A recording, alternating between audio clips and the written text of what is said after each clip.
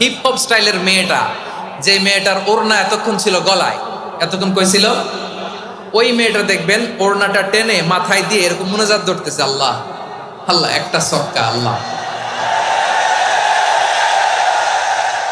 আল্লাহ, আমার লাল সবুজের পতাকারে তুমি অপমানিত কইরো না আল্লাহ, ইন্ডিয়ার সাথে আমাদের খেলা আল্লাহ আল্লাহ, একটা সক্কা, একটা একটা।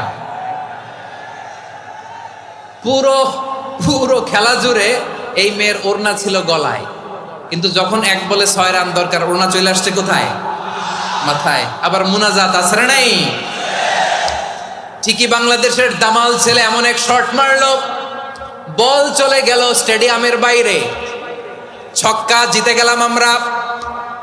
পুরো স্টেডিয়াম জুড়ে চিৎকার, হই হুল্লোড়, মৌজ মাস্তি।